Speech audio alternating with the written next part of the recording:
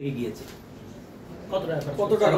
এখানে প্রায় 4.5 লক্ষ টাকার মতো আমাদের এই পর্যন্ত খরচ হয়েছে। 4.5 লক্ষ টাকা। জি জি। আচ্ছা, আপনার কাছে আমার কয়েকটা প্রশ্ন। প্রথম প্রশ্ন হচ্ছে যে মিল্টনকে যেই কারণে ডিবি গ্রেফতার করেছে এবং সে 3টা মামলায় আছে, তো বেসিক্যালি গণমাধ্যমে তো অনেকগুলো অভিযোগ উঠেছে। তো আপনারা এখানে আসার পরে যে অভিযোগগুলো উঠেছে আপনারা শুনেছেন বা করেছেন, যে কতটুকু অভিযোগের সত্যতা আপনারা পেয়েছেন এই 25 দিনে? দেখুন, আমরা এখানে এসে চেষ্টা করেছি মা বাবাগুলো কিভাবে খাবে কিভাবে থাকবে ওই বিষয়টা, এবং ওই তদন্তকালীন বিষয় নিয়ে আমাদের মাথা ব্যথা নাই, কারণ এটা আমার ডিপার্টমেন্ট না। এটা সরকারের দায়িত্বশীল রয়েছেন, ওরা নিয়মিত আসছেন, ওরা তদন্ত করছেন। আপনি ওদেরকে প্রশ্নটা করলে সঠিক উত্তরটা আসলে পেয়ে যাবেন। না, আপনারা এসে কোনো অসঙ্গতি পেয়েছেন কিনা? আমরা তো এখানে দেখেন কোনো ডাক্তারই দেখিনি, যে আপনাদের সামনে 2জন ডাক্তার সাইনবোর্ড দেখা যাচ্ছে। আমি এখানে এসে কোনো ডাক্তারের সিগনেচারও পাইনি, একজন হিসাব রক্ষক দরকার ছিল এটা পাইনি। অর্থাৎ যেগুলো আমরা উল্লেখ করেছি, আমরা কি কি পাইনি আমাদের প্রতিবেদনে অপারেশন থিয়েটার কি পেয়েছিলেন? অপারেশন থিয়েটার পেয়েছিলেন যেখানে কাটাছেঁড়া করা হতো? এটা কাটাছেঁড়া তো এতে কিছু জিনিসপত্র ছিল, কি কি ইকুইপমেন্ট ছিল? এগুলো তো আমাদের তো বিষয় না। আমাদের কি তো কি মানে বেসিক্যালি একটা কথা এখানে হচ্ছে কি, যে রোগীরা আছে বা ছিল, অধিকাংশ রোগীর হচ্ছে হাত পা বিভিন্ন জায়গায় পচন ছিল, তাদের প্রতিদিন ড্রেসিং করার একটা বিষয় ছিল। তো এই ড্রেসিং গুলো কি, মানে আপনি যেহেতু বললেন যে হাসপাতালে পাঠাতো না, এখানেই ড্রেসিং করতো, তো এই ড্রেসিং করার বিষয়টাতে আসলে কতটুকু পেয়েছেন? দেখুন, এটা খুব স্বাভাবিক। আমার যদি একজন সার্জারি রোগী, আমার যখন কুমিল্লা মেডিকেল কলেজ থেকে একজন বিসিএস এফসিপিএস ডক্টর এসে বলেছেন ওনাদেরকে অপারেশন করতে হবে, হাত পায়ের মধ্যে পছন্দ ধরেছে, এবং সে অপারেশন একজন ডক্টর বলছেন এখানে করা সম্ভব নয়, ওনাকে ইমিডিয়েট ঢাকা মেডিকেল কলেজে পাঠাইতে হবে। তাহলে আমরা যেখানে ওনাদেরকে ঢাকা মেডিকেল কলেজে পাঠিয়েছি, ইতিপূর্বে যদি সেরকম ঢাকা মেডিকেল কলেজে পাঠিয়ে না থাকে, তাহলে এটা কি অবস্থা হইতে সেটা আপনারাই ভালো জানেন, আমি তো আগের দৃশ্যটা জানি না। আচ্ছা, এখন আপনারা দায়িত্বটা সমাজসেবাকে দিচ্ছেন? আমরা দিচ্ছি না, সমাজসেবা অধিদপ্তর কর্তৃক সমাজসেবার আইন অনুযায়ী একজন প্রশাসক নিযুক্ত হয়েছেন। উনি আজকে সকালে আমার সাথে কথা হয়েছিল, উনি আজকে থাকার কথা, কিন্তু উনি ব্যস্ততার কারণে আসতে পারেননি। উনি আগামীকালকে থেকে এসে ওনারাই এটা পরিচালনা করবেন। আচ্ছা, তার মানে আপনি এতক্ষণ যে সমস্ত কথা বললেন, যেগুলো করেছেন, এগুলো একটা আদর্শ আশ্রমকেন্দ্রের জন্য ভীষণ জরুরি, এবং আমরা বুঝতে পারছি আপনারা 25 দিনে সেগুলো করেছেন। এখন যেটি প্রশ্ন, আপনারা এখান থেকে সরে যাওয়ার পরে বা সরে যাচ্ছেন কিনা, অথবা সমাজসেবা অধিদপ্তরের যারা দায়িত্ব নিচ্ছেন তাদের সঙ্গে আপনারা ভবিষ্যতে কোলাবোরেশন করবেন কিনা, বা এখন আপনাদের ভূমিকাটা কি হবে কিংবা তাদের ভূমিকাটা কি হবে? দেখুন, আলহাজ শামসুল ফাউন্ডেশন বাংলাদেশে ফুড, শেল্টার, এডুকেশন, সাথে সাথে ইমার্জেন্সি রিলিফ বলে একটা শব্দ নিয়ে কাজ করে। আপনি অনেকে দেখেছেন, ইমার্জেন্সি রিলিফ নিয়ে আমরা দেশ বিদেশে অনেক জায়গায় কাজ করি। আমরা এই আশ্রমের দায়িত্বটাকে মনে করেছি আমরা ইমার্জেন্সি রিলিফের একটা অংশ। এটা ইমার্জেন্সি জরুরি সিচুয়েশনে আমরা এসেছি। জরুরি সিচুয়েশনে আমাদের ক্ষুদ্র জ্ঞান, স্বল্প সামর্থ্য, মেধা, চেষ্টা দিয়ে আমরা চেষ্টা করেছি ওনাদেরকে সহযোগিতা করার জন্য। আগামী দিনে যারা দায়িত্ব নেবেন, ওনারা যদি আমাদের কাছ থেকে কোনো সহযোগিতা চান, তো অবশ্যই আমাদের পক্ষ থেকে সহযোগিতা অব্যাহত রাখবে। এটা এই আশ্রমে কেন, বাংলাদেশের যে কোনো জায়গায় আমাদের কাছ থেকে যদি বলে ভাই আপনাকে সহযোগিতা করেন, আমাদের বুদ্ধি পরামর্শ দিকে আমরা মানবিকটাকে সাড়া দিব না। ভাই, এই 25 দিনে আসলে কোনো আর্থিক সহায়তা এসেছে কিনা? ধরেন যে বিকাশে, ফোনে অথবা ফিজিক্যালি কেউ এসে এখানে সহায়তা করেছে? এই 25 দিনে আমরা কারো কাছ থেকে কোনো সহযোগিতা নিই নেই। এক ব্যক্তি স্বপ্রণোদিত হয়ে 1 বস্তা চাল নিয়ে আসছিল, 1 বস্তা চাল নিয়ে আসছিলেন এক ব্যক্তি নিজে স্বপ্রণোদিত হয়ে। আর অনলাইনে যারা আমাদেরকে 2-4 জন রিকোয়েস্ট করেছিল, আমরা বলেছিলাম যে এটা একটু যেহেতু একটা সংকটপূর্ণ বিষয় চলতেছে, আলাদা অ্যাকাউন্ট না হলে তো আমরা কারো কাছ থেকে সহযোগিতা নেওয়া সমীচীন হবে না বলে আমরা নিয়ে নেই। এবং আপনারা জানেন, আমাদেরকে না বুঝে অনেকে বিরূপ মন্তব্য করেছেন, বিকাশে টাকা দিব না, নগদে টাকা দিব না, কেমনে চালায় দেখি। আসলে এই জিনিসগুলো আমাদের কাছে একটু সেন্স লাগে, কারণ চালানোর মালিক তো আমি না, চালানোর মালিক তো আপনি না, চালানোর মালিক তো আল্লাহ। এই মানুষগুলো এখানে থাকার আগেও আল্লাহ এদেরকে চালাইছে, আশ্রমে থাকার আগেও আল্লাহ থেকে চালাইছে। রাস্তা পড়েছিল, আল্লাহ তো উপোস রাখে নাই। আশ্রম আসার পর তাদেরকে রিজিকটা সুন্দর হয়েছে। আবার আমি না থাকলে এরা চলবে তো। ভাই, আমার একটা প্রশ্ন, সেটা হচ্ছে আপনারা দায়িত্ব দিচ্ছেন সমাজসেবাকে, কিন্তু তারা নিচ্ছে, আপনাদের কাছ থেকে দায়িত্ব নিচ্ছে, যে নিচ্ছে সে আজকে নাই, তাহলে দায়িত্বটা হস্তান্তর হচ্ছে কিনা? বেসিক্যালি যিনি সমাজসেবা প্রশাসক নিযুক্ত হয়েছেন, উনি গতকাল আমার সাথে কথা হয়েছিল, আজকে আসার কথা ছিল না, ওনার সময় দিয়ে তো আমরা মিটিং করেছি। উনি আমাকে একটু আগে মেসেজ দিয়েছেন যে আপনাদেরকে জানানোর জন্য আজকে একটা ব্যস্ততম একটা জরুরি কাজ পড়ে যাওয়া, আজকে আসতে পারেননি, আগামীকালকে থেকে এসে উনি।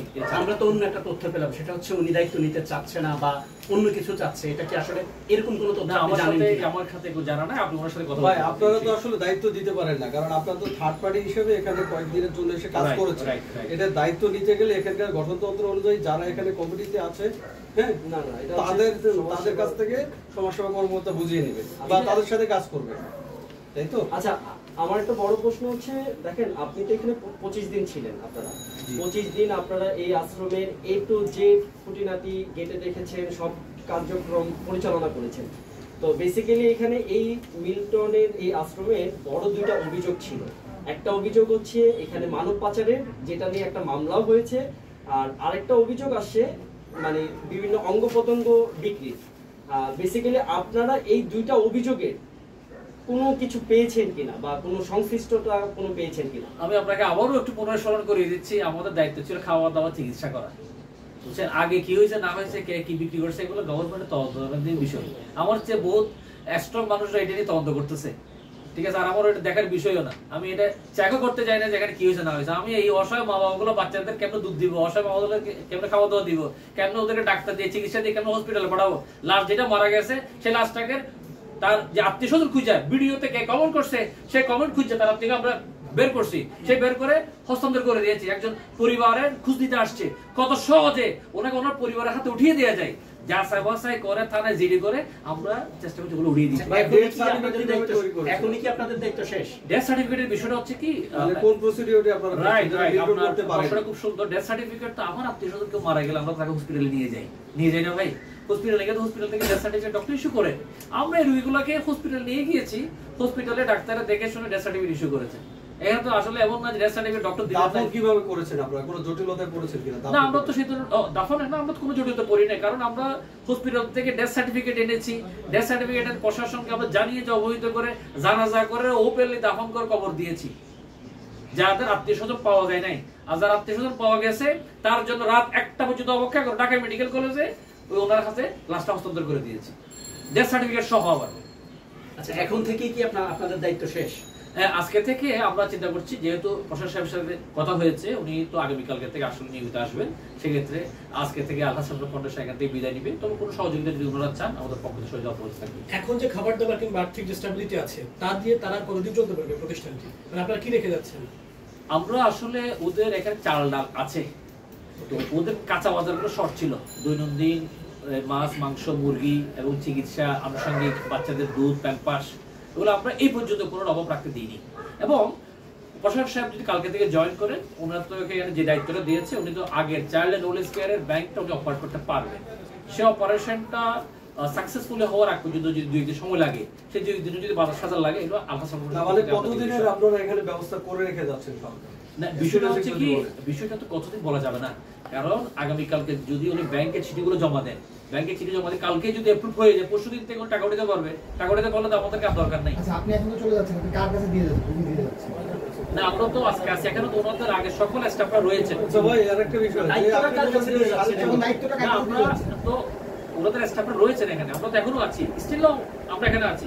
প্রশাসক সাহেব কালকে আসলেও হয়তো দেখা যাবে যে ওনাদের অ্যাকাউন্ট অপারেট হওয়ার আগ পর্যন্ত আমাদের সহযোগিতা লাগবে। উনি আসার পরও ওনার ব্যাংক অপারেট হওয়া পর্যন্ত হয়তো আমাদের সহযোগিতা লাগতে পারে, সেজন্য আমরা একটু আগে আপনার সাথে কথা বলেছি, উনি বলছেন কালকে থেকে উনি আসবেন, উনি আসলে উনি উন্নত করে পরিচালনা করবেন ইনশাআল্লাহ। আচ্ছা ভাই, আপনি স্টাফদের কথা বলছিলেন, বললেন 4.5 লক্ষ টাকা খরচ হয়েছে গত 25 দিনে খাওয়াইতে বাবা মায়েদের। তার মধ্যে কি এই যে 73 জন স্টাফের কোনো বেতন আছে? না, এখানে তাহলে এই যে 73 জন স্টাফ তারা এক মাস ধরে কাজ করছে, তাদের বেতনটা কি এটা খুব সুন্দর প্রশ্ন করেছেন। আমাদের প্রশাসক সাহেবকে আগের চাইল্ড অ্যান্ড ওল্ড এজ কেয়ারের অ্যাকাউন্টে পরিচালনা করার জন্য সরকার যাবতীয় ক্ষমতা দিয়েছে। উনি আসলে ব্যাংক অপারেট হওয়ার সাথে সাথে স্টাফদের বেতন বিলগুলো সবগুলো রেডি আছে, ওনাদেরকে একসাথে এই মাসের বেতন দিয়ে দিব, আর একদিন দেরি হলে 2 মাসের বেতন একসাথে দিয়ে দেবো। আশা করি যে 11 নম্বর পয়েন্টে বলেছেন যে মানসিক ভারসাম্য নিয়ে হাসপাতালে পাঠিয়েছে, কতজনকে পাঠিয়েছে? আমরা একজনকে পেয়েছিলাম মিরপুরে, খুব উচ্ছৃঙ্খল আচরণ করছে। কি আশ্রমে ছিল নাকি মিরপুরে ছিল? এখানে ছিল, এখানে ছিল, মিরপুরে ছিল। আমরা মিরপুরে এসে পেয়েছি শাহিদা, ওনাকে আমরা বারডেমে পাঠিয়েছি, বারডেমের ডক্টর রেফার করেছে, ওনাকে আমরা ওই মানসিক পেশাগুলিতে পাঠিয়েছি।